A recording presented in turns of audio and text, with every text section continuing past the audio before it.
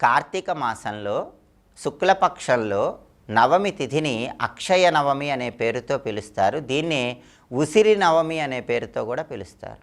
ఈ కార్తీక శుక్ల నవమి రోజు ఉసిరిక చెట్టును పూజిస్తే అద్భుత ఫలితాలు కలుగుతాయి. దీన్ని ధాత్రీ పూజ అనే పేరుతో పిలుస్తారు. ఈ ఉసిరిక చెట్టు విశిష్టత గురించి కూడా మనకు స్కాంద పురాణంలో చెప్పారు. ప్రళయకాలంలో సృష్టి అంతా కూడా జలమయం అయిపోయినప్పుడు బ్రహ్మదేవుడు విష్ణుమూర్తి గురించి కఠోర తపస్సు చేస్తే విష్ణుమూర్తి ప్రత్యక్షమవుతాడు. అప్పుడు బ్రహ్మదేవుడు కళ్ళు తెరిస్తే విష్ణుమూర్తిని చూసి బ్రహ్మదేవుడు పరమానంద భరితుడైపోయినప్పుడు బ్రహ్మదేవుడి నేత్రాల నుంచి ఆనందాశ్రువులు జారుతాయి. కన్నీటి బొట్లు జారి అవి భూమి మీద పడి ఉసిరిక చెట్లుగా ఆవిర్భవించాయని స్కాంద పురాణంలో చెప్పారు. స్కాంద పురాణం ఏం చెప్తుందంటే ఉసిరిక చెట్టులో అణువణువు కూడా విష్ణువు వ్యాపించి ఉన్నాడని స్కాంద పురాణంలో చెప్పారు. అందుకే కార్తీక మాసంలో ఉసిరిక చెట్టును తాకిన, ఉసిరిక చెట్టు మొదట్లో నీళ్లు పోసిన, ఉసిరిక చెట్టు చుట్టూ ప్రదక్షిణలు చేసిన విష్ణుమూర్తి ఎల్లవేళలా రక్షలా మిమ్మల్ని కాపాడుతూ ఉంటాడని స్కాంద పురాణం వైష్ణవ ఖండంలో చెప్పారు. అలాంటి విష్ణు శక్తి అణువణువు విష్ణువు నిండి ఉన్నటువంటి ఉసిరిక చెట్టును పూజించవలసిన రోజు కార్తీక శుక్ల నవమి. దీన్నే అక్షయ నవమి అనే పేరుతో పిలుస్తారు.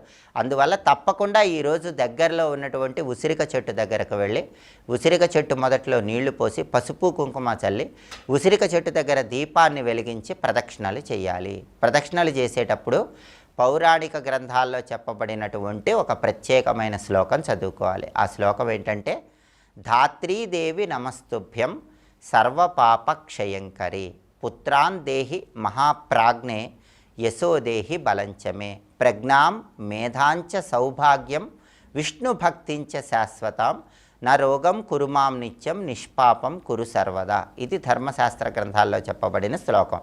ఈ శ్లోకంలో ఉన్న అర్థం ఏంటంటే, ధాత్రీదేవి నమస్తుభ్యం సర్వపాపక్షయంకరి. ధాత్రి అంటే ఉసిరి. ఉసిరిక చెట్టుకు నమస్కారం చేస్తున్నాను, సర్వపాపాలు తొలగిపోవాలి. పుత్రాన్ దేహి మహాప్రాజ్ఞే యశోదేహి బలంచమే.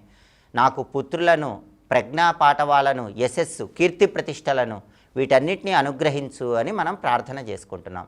ప్రజ్ఞాం మేధాంచ సౌభాగ్యం విష్ణుభక్తించ శాశ్వతం. ప్రజ్ఞాపాఠవాలు, మేధాశక్తితో పాటు సమస్త సౌభాగ్యాలు అనుగ్రహించు విష్ణు భక్తించే శాశ్వతం. విష్ణుమూర్తి మీద సంపూర్ణమైన భక్తి జీవితకాలం ఉండేలాగా అనుగ్రహించు.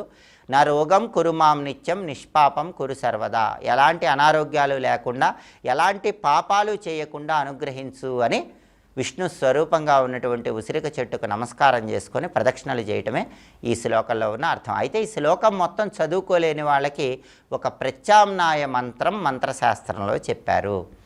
ఆ ప్రత్యామ్నాయ మంత్రం ఏంటంటే, ఓం విష్ణు రూపిణ్యై ధాత్రేై నమః. ఇది మంత్రం. కాబట్టి అక్షయ నవమి సందర్భంగా మొత్తం శ్లోకం చదువుకోలేని వాళ్ళు ఉసిరిక చెట్టు చుట్టూ ప్రదక్షిణలు చేస్తూ ఓం విష్ణు రూపిణ్యై ధాత్రేై నమః ఈ మంత్రాన్ని చదువుకున్నా కూడా శ్రీ మహావిష్ణువు అనుగ్రహం వల్ల సమస్త శుభాలు చేకూరతాయి. ఈ విధి విధానాలు పాటించండి. ధాత్రీ నవమి సందర్భంగా విష్ణు కృపకు సులభంగా పాత్రులు కండి. స్వస్తి.